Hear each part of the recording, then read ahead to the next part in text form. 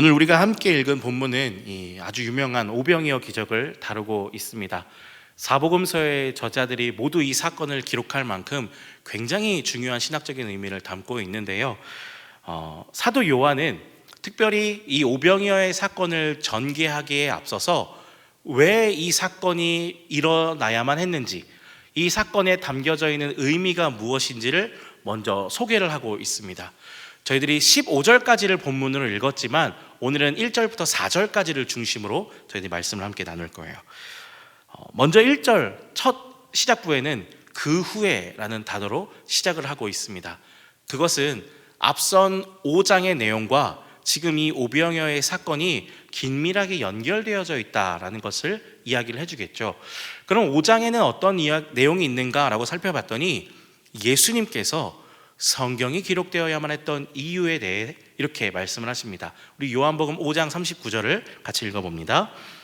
너희가 성경에서 영생을 얻는 줄 생각하고 성경을 연구하거니와 이 성경이 곧 내게 대하여 증언하는 것이니라. 아멘. 예수님께서는 이 성경의 기록 목적이 누구를 증언하기 위함이라고 말씀하시죠? 예수님 자신을 증언하기 위함이다 라고 말씀을 하십니다. 사도 요한도 이 요한복음 20장 말미에서 내가 이것을 기록한 것은 이라고 말하며 기록 목적을 설명하는데요, 예수님이 하나님이신 것과 또 그를 믿어 생명을 얻고 영생을 누리게 하려 한다라는 이 기록 목적을 남기기도 했습니다. 그러니까 넓게 보면 성경이, 조금 더 좁혀서 보면 요한복음이, 그리고 더 좁혀서 보면 오늘 저희들이 함께 다루려고 하고 있는 이 오병이어의 사건은 예수님이 누구이시고 예수님이 어떤 일을 하셨으며 그것을 통해 우리에게 어떤 결과가 일어났는지를 가르쳐주는 매우 강력한 표징이다라는 것입니다. 이어서 우리 2절을 또 한번 같이 읽어봅니다. 큰 무리가 따르니 이는 병자들에게 행하시는 표적을 보았음이로라. 아멘. 큰 무리가 예수님을 따랐는데 표적을 보았기 때문이다 라고 2절에서 사도 요한은 또한 기록합니다. 이 예수님을 쫓았던 무리들에 대해서 이 마태라는 사람이요, 마태복음 4장에서 이렇게 소개를 하는데 한번 잘 들어보세요. 모든 앓는 자들, 각종 병에 걸려서 고통받는 사람들, 귀신 들린 사람들, 간질하는 사람들, 중풍병자들, 그리고 이들의 병이 나았다는 소문을 듣고 찾아온 사람들, 그 사람들을 무리라고 소개해주고 있습니다. 사회적으로 소외되고 연약한 사람들이었던 거예요. 이들에게는 한 가지 공통점이 있다면 모두 다 결핍을 가진 사람들이었다는 겁니다. 육신적인 결핍이었든, 그게 어떤 정서적인 결핍이었든, 아니면 사회적인 결핍이었든 그들 모두 삶의 자리 가운데서 고통받고 있었고요, 심지어는 우리 동족들에게까지 멸시와 천대를 받았던 사람들이었습니다. 이 사람들에게는 한 가지 별명이 있었어요. 저주받은 사람들입니다. 하나님의 나라하고는 결코 어울리지 않는 저주받은 사람들이 지금 예수님을 쫓았던 무리들이었다라는 겁니다. 그런데 그들이 아무런 대가도 없이 자신들의 이 문제를 해결해 주는 분이 있다고 하니까 그 소문을 듣고 지금 예수님께 찾아와 예수님을 쫓고 있었던 거예요. 근데 여기서 우리가 한 가지 안타까운 것을 좀 발견할 수 있게 되는데요, 우리 2절을 다시 한 번만 보겠습니다. 큰 무리가 따르니 이는 병자들에게 행하시는 표적을 보았음이로라. 사도 요한은 예수님께서 병자들을 고치고 낫게 하는 이와 같은 기적을 표적이라는 단어로 소개를 합니다. 이 표적은 이정표라는 뜻이에요. 어디로 가야 하는지 방향을 설정해 주는 건데요, 예수님께서 행하시는 모든 기적들은 예수님 자신이 누구인지를 소개하는 것과 같았습니다. 그것이 이 기적의 목적인 거예요. 그런데 예수님을 쫓고 있던 사람들의 목적은 조금 달랐던 겁니다. 표적을 보기는 했지만 그 표적이 가리키는 예수님은 보지 못했습니다. 그러니까 기적을 일으키는 분을 보는 게 아니라 기적의 결과에만 그들의 마음과 시선이 전부 쏠려 있었다라는 거예요. 사랑하는 성도 여러분, 아담이 범죄한 이후 이 땅을 살아가는 모든 인생들에게는 전부 다 결핍이 있습니다. 먹고 사는 문제 때문에 우리는 늘 전전긍긍해야 할 것이고요, 때로는 사람들의 인정과 사랑에 목말라며 살기도 합니다. 우리 SNS 보면서 참 많이 느끼는데, 누구는 저기 해외로 여행 갔대, 누구는 이런 멋진 카페에 갔는데 나는 지금 뭐 하고 있는 거지? 나는 이런 거 못하나? 다른 사람들이 누리고 있는 풍요를 보면서 내가 처하고 있는 현실을 부정하고 나를 비하하기도 하고 실망하고 낙심하고 그렇게 연약한 자리에 빠지기도 하죠. 이 큰 무리들처럼 오늘 우리도 이 결핍의 문제를 안고 있고요, 이 결핍의 문제를 해결하기 위해서 여기저기 기웃거리기도 하고 많은 것을 가져보려고 노력하기도 한다는 겁니다. 그런데 우리가 분명히 기억할 것은, 우리가 아무리 노력한다고 해도 우리에 있는 이 결핍의 문제를 결코 해결할 수 없다는 겁니다. 아마 다 해보셨을 거예요. 이거 가지면 되겠지 라고 가져보면 그 결핍, 그 구멍이 채워지시던가요? 아닙니다. 잠깐 있다 없어져요. 근데 문제는 그 구멍이 더 커져 버린다는 거예요. 더 많은 것을 갈망하게 되죠. 이게 인간의 한계입니다. 인간이 가지고 있는 존재론적인 한계예요. 그 한계에 부딪히면 방황하게 되는 거고요, 방황하니까 잘못된 길로 나아가게 됐던 겁니다. 그래서 하나님께서는 우리에게 말씀을 통해서 이정표를 주셨습니다. 우리가 방황을 멈추고 그 말씀을 쫓아, 그 이정표를 쫓아가게 되면 비로소 우리의 결핍을 채울 수 있는 생명이신 예수 그리스도를 만나게 되는 것입니다. 이 지점에서 오늘 우리 신앙의 동기를 한번 다시 돌아보면 좋겠습니다. 우리는 왜 예수님을 믿고 따르고 있는 걸까요? 예수님을 통해서 우리가 얻고자 하는 건 뭘까요? 우리는 무엇을 소망하고 있는 걸까요? 바라기는 오직 예수 그리스도만이 우리 영혼의 진정한 결핍을 채우실 수 있는 분임을 알고 영생의 주가 되시는 그분께만 집중할 수 있는 우리 모든 성도님들이 되시기를 주님의 이름으로 간절히 축복합니다. 이어서 이렇게 찾아오고 있는 큰 무리를 보고 있는 예수님께서 어떻게 하시는지 우리 3절과 4절을 계속해서 한번 읽어봅니다. 예수께서 산에 오르사 제자들과 함께 거기 앉으시니 마침 유대인의 명절인 유월절이 가까운지라. 아멘. 자, 지금 저희가 3절과 4절을 읽었는데요, 이 요한복음 6장의 문맥을 쭉 따라 보시면 2절에서 바로 5절로 넘어가도 사실 상관이 없습니다. 성경을 혹시 피고 계신 분들 한번 눈으로 보시면 좋겠는데요, 큰 무리가 예수님을 쫓아왔다라고 하고 나서 5절에 가면 그 큰 무리를 예수님이 보았다라고 얘기하거든요. 그러니까 이 3절과 4절의 내용을 굳이 언급하지 않아도 이 오병이어 사건에 대한 이 전개가 이상하지 않다는 거예요. 그런데 사도 요한은 이 3절과 4절 두 구절 안에 오병이어를 이해할 수 있는 아주 중요한 복선을 담아두었다라고 하겠습니다. 이 생각을 가지고 3절과 4절을 한번 다시 봐보세요. 그러면 굉장히 흥미로운 표현 두 개를 발견할 수 있게 됩니다. 답을 제가 알려드릴게요. 하나는 거기 앉으시니고요, 하나는 마침 가까웠다입니다. 거기 앉으셨고 마침 가까웠다. 거기라는 것은 어떤 장소를 특정해 주는 거잖아요. 여러 가지 많은 곳 중에 여기, 그렇죠? 그리고 마침이라는 건 어떤 뜻이죠? 여러 시간들 중에 지금 그때라는 의미를 담고 있는 겁니다. 그러니까 특정한 시간과 특정한 장소를 사도 요한은 굳이 언급하고 있다는 거예요. 다시 표현할까요? 예수님께서는 매우 특별한 계획과 목적을 가지고 지금 그곳에 그 시간에 계신다라는 겁니다. 그리고 그때 일어난 사건이 뭐인 거예요? 오병이어인 겁니다.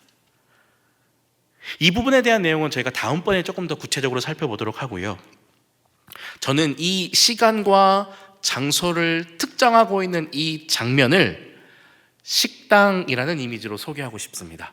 여러분, 식당 뭐 하는 데예요? 밥 먹는 곳이죠. 음식 먹는 곳이요. 식당 주인이 되시는 예수님께서 손님을 초대해서 식사를 제공하고 있다라는 겁니다. 자, 우리가 4절을 봤을 때 지금 이 오병이어의 기적이 일어나게 된 배경 하나를 설명해 주고 있었습니다. 유월절이 가까운 때. 그러니까 이 오병이어 사건과 유월절을 연관시키고 있는 건데요. 유월절은 이스라엘 민족들에게 있어서는 굉장히 중요한 절기였습니다. 그들이 구원받았음을 상징해 주던 때가 바로 이 유월절이기 때문에 그래요. 이스라엘 민족들은 애굽에서 노예 생활을 했습니다.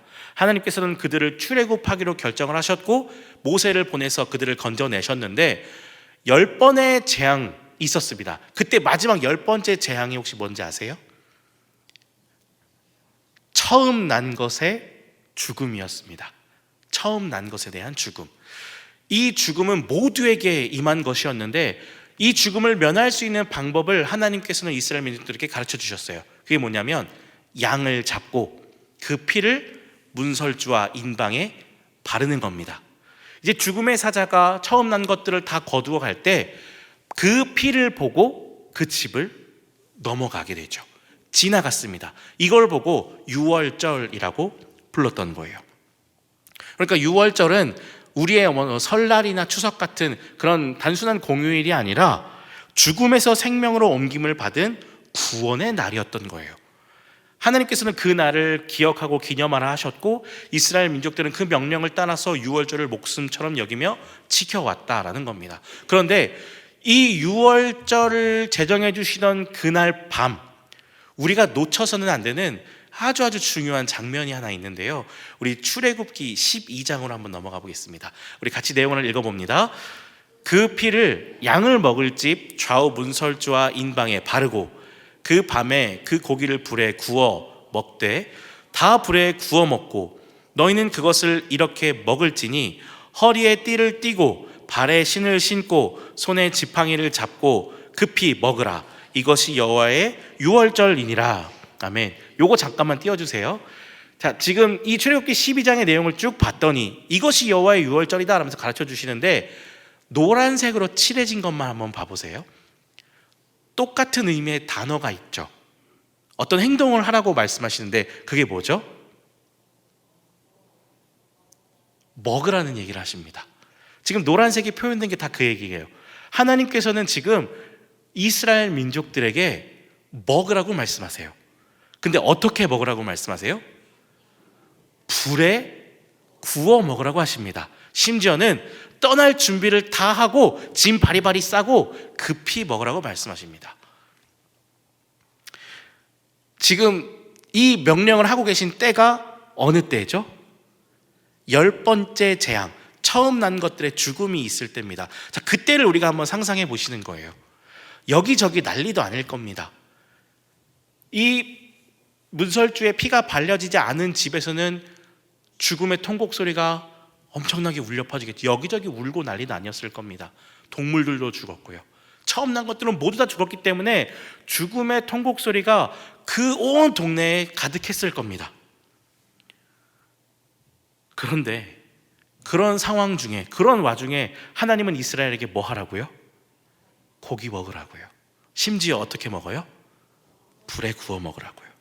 이건 이해하기 좀 어려운 행동이죠. 지금 이스라엘 민족들은 어디에 있어요? 애굽 땅 안에 있습니다. 적진 한가운데 있는 거예요. 적진 한가운데에서 그들은 지금 죽음 앞에 통곡하고 있는데 저 옆에 이스라엘 민족들은 불 피워놓고 고기를 굽고 있습니다. 이것을 바라보는 애굽 사람들의 마음은 어떨까요? 부글부글 끓어오르겠죠. 그 이스라엘 민족들을 보면서 당장이라도 안갚음을 다 갚고 싶을 만큼 보복해야겠다, 내가 저들을 무찔러야겠다, 그런 마음이 생기지 않았겠어요? 심지어 냄새도 풀풀 나잖아요. 그 밤에 불을 피웠으니 얼마나 잘 보이겠어요. 이 위험천만한 상황을 하나님께서 지금 이스라엘 민족들에게 유월절 그 당일날 명령을 하신다는 겁니다. 하나님은 대체 왜 이 말도 안 되는 일을 명령하고 계실까요? 여기에는 두 가지 깊은 의미가 담겨져 있습니다. 이것을 위해 우리 출애굽기 한 곳을 더 읽어볼 건데요, 우리 6장 7절 말씀을 한번 같이 읽어보겠습니다. 너희를 내 백성으로 삼고 나는 너희의 하나님이 되리니 나는 애굽 사람의 무거운 짐 밑에서 너희를 빼낸 너희의 하나님 여호와인 줄 너희가 알지라. 아멘. 지금 이 출애굽의 재앙에 대한 목적은 분명했습니다. 온 세상의 권세자들 앞에, 온 세상에 만연한 우상들 앞에 오직 여호와 하나님만이 참된 신이고 온 세상을 다스리는 만왕의 왕이시라는 것을 선언하는 사건이 이 재앙이었어요. 그런데 이런 선언과 동시에 여기에 한 가지 의미가 더 들어 있습니다. 세상을 창조하고 세상 모든 만물을 다스리시는 만왕의 왕이신 그 주님이 이스라엘의 하나님이다라는 거예요. 내가 그들을 보호한다라고 지금 이 6월절 사건을 통해서 그들에게 가르쳐주고 계시다는 겁니다. 원수의 위협 앞에서, 당장 찾아오고 있는 그 위기 앞에서 그들이 편안하게 고기를 굽고 먹을 수 있는 단 하나의 비결이 있다면 뭘까요? 그들의 능력, 그들이 가진 군사력일까요? 아닙니다. 여호와 하나님, 이 세상 만물을 만드시고 운행하시는 주님이 나의 방패가 되신다는 사실을 신뢰할 때만이 할 수 있었던 믿음의 행동인 겁니다. 이것이 6월절을 통해 가르쳐 주셨던 첫 번째 의미예요. 전능하신 창조주 하나님, 왕 되신 그분과 그의 백성의 관계. 그런데 조금 더 가보면요, 훨씬 더 친밀한 관계로의 초대가 이 안에 담겨져 있었습니다. 이스라엘이라는 그 나라가 있는 고대 근동 지역 안에서 식사는요, 단순히 밥을 먹는 행위가 아닙니다. 평화의 조약을 맺는 협약의 자리였어요. 전쟁하던 두 나라가 이제 우리 더 이상 싸우지 맙시다, 평화롭게 지냅시다 라고 조약을 맺기 위해서 했던 행동이 뭐냐면 밥 먹는 일이었어요. 이때는 무장을 해제합니다. 서로 무장을 해제하고 한 식탁에 앉아서 밥을 먹는 거예요. 그러니까 그 식사의 자리에 있는 것은 오직 샬롬, 평화뿐이었어요. 조금 우리식으로 표현을 바꿔볼까요? 여러분, 불편한 사람하고 밥 먹으면 어떠세요? 체하죠. 이 밥이 내 코로 가고 있는지 입으로 들어가고 있는지 모르게 너무 불편합니다. 맛있는 것도 조금밖에 안 먹어져요. 그게 불편한 사람들과의 관계입니다. 저는 불편하지 않았던 것 같죠? 네. 편한 사람들하고 밥 먹으면 어때요? 맛있죠. 언제 다 먹었는지 모르게 다 먹습니다. 이거 벌써 다 먹었네. 그게 불편한 사람과 편한 사람과의 식사 자리인 거예요. 마찬가지로 지금 이 6월절을 통해서 하나님이 이스라엘 민족들에게 하시는 말씀이 있는 겁니다. 내가 왕이 되고 너희는 내 백성이야 라는 것을 1차적으로 보여주셨다면 2차적인 의미는 보다 더 깊은 거예요. 너희는 단순히 내 백성이 아니라 너희는 나의 사랑하는 자녀가 되었다라는 거예요. 이제 너희는 나와 함께 한 식탁 안에서 교제하는 내 자녀들이 되었다, 나의 식구다라는 것을 이 6월절 사건을 통해서 가르쳐주고 있는 겁니다. 죽음의 그림자가 덮친 그 밤이지만 하나님께서는 이 은혜의 식탁을 마련하시고 저들을 초대하시면서 참된 샬롬, 참된 평안의 자리로 그들을 부르시고 품어 안아주셨다는 거예요. 이 사실을 시편 23편에서는 이렇게 기록하더라고요. 주께서 원수들의 목전에서 내게 상을 차려주시고 내 머리에 기름을 부으셨으니 내 잔이 넘치나이다. 앞서 저는 오병이어의 이 현장을 예수님께서 차리신 식당이라고 말씀을 드렸죠. 이 식당은 단순히 배고픔을 달래는 자리가 아닙니다. 인생의 결핍과 한계에 갇혀서 아무런 자격도 가지지 못하고 있던 죄인들이 누가 된 거예요? 하나님의 가족, 식구가 되었다는 것을 보여주는 기적의 장소인 겁니다. 하나님 나라와는 어울리지 않았던 저주받은 사람들이 예수 그리스도를 통해서 하나님과 함께하는 한 가족이 되었다라는 거예요. 그리고 이 식탁을 준비하기 위해 예수님께서 오신 것입니다. 죄와 사망의 늪에 빠져있던 자들을 건지시고 십자가에서 자신을 대속제물로 희생하시면서 깨어졌던 하나님과의 관계를 화목하게 하셨습니다. 우리 안에 있었던 이 결핍의 구멍을 예수님의 생명으로 꽉 채워주셨어요. 그 결과 이제 우리는 하나님을 뭐라고 부르죠? 아버지라고 부릅니다. 하나님을 아버지라고 불러요. 그 영생의 자녀가 되게 하셨습니다. 근데 생각해 보세요. 내가 자격이 있어서 자녀가 됐나요? 내가 능력이 많기 때문에 하나님의 자격을 얻었나요? 그런 거 아니죠. 우린 자격도 없고요, 능력도 없습니다. 볼품도 없었습니다. 세상으로부터 인정받지도 못했습니다. 오히려 사람들이 우리를 시기하고 손가락질하기도 했습니다. 아무도 우리를 인정하지 않았습니다. 그런데 주님은 그저 자신의 기쁘신 뜻에 따라서 우리를 선택하셨고 우리를 자신의 자녀 삼아주셔서 이 은혜의 자리로 초대해 주신 것입니다. 오병이어 사건은요, 이 위대한 초대장의 주인이 예수님이다라는 사실을 분명하게 가르쳐주고 있는 겁니다. 많은 무리들이 자신의 문제를 해결함 받고자 내 필요 때문에 예수님을 찾아온 것 같지만 실상은 예수님께서 아무 자격 없는 저들을 이 은혜의 자리로 초대하신 겁니다. 그리고 이 은혜의 초대가 이 오병이어의 사건에서 끝난 게 아니라 지금 이 시간, 오늘 이 순간 우리에게도 동일하게 임하고 있습니다. 예수님을 쫓던 무리들이 예수님을 통해 생명의 떡을 맛보게 됐던 것처럼 오늘 우리는 이 예배라는 주님의 식탁 안에서 말씀의 떡을 받으며 영생을 누리게 된 것입니다. 사랑하는 성도 여러분, 오늘 우리가 겪고 있는 인생의 결핍은 단순히 뭐가 부족하기 때문에 나타나는 현상이 아닙니다.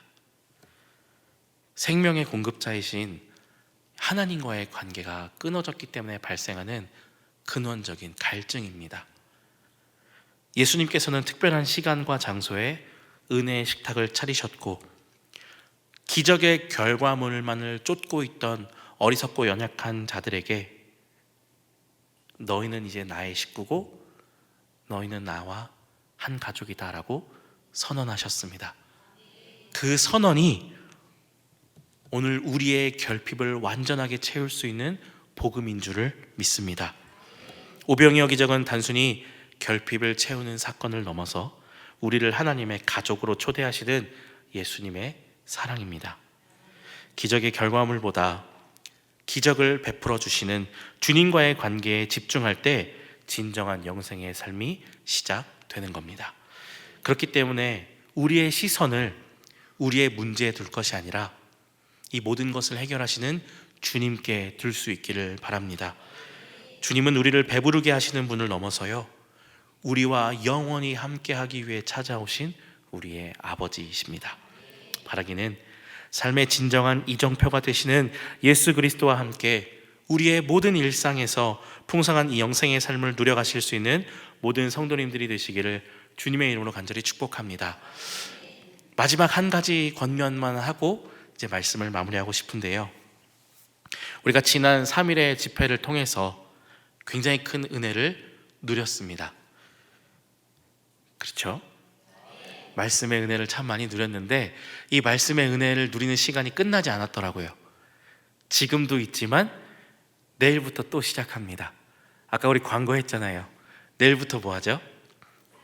예, 특별 새벽 기도의 기간이 있습니다. 주님께서 마련하신 또 한 번의 잔치에 우리는 참여하게 되는 겁니다. 그 시간에 우리의 필요를 구할 수도 있을 겁니다. 우리의 문제를 아뢰을 수도 있을 거고요, 주님 앞에 간구할 겁니다. 그런데 그 어느 것보다도 우리가 우선적으로 간구해야 할 기도 제목이 있다면 주님과의 온전한 관계였으면 좋겠습니다. 주님을 더 알게 해주십시오. 주님을 만나게 해주십시오. 주님이 허락하신 그 은혜의 자리에서 주님을 더욱더 누려갈 수 있는 우리가, 그리고 우리는 공동체가 되게 해달라고 함께 기도하는 이 특별 새벽 기도의 기간이 되어줬으면 좋겠습니다. 그 자리로 초대하시는 주님의 부름에 기쁨으로 응답하시면서 생명의 말씀도 누리고 또한 기도의 능력을 마음껏 경험하시는 우리 복된 한 주가 되실 수 있기를 주님의 이름으로 간절히 축복합니다.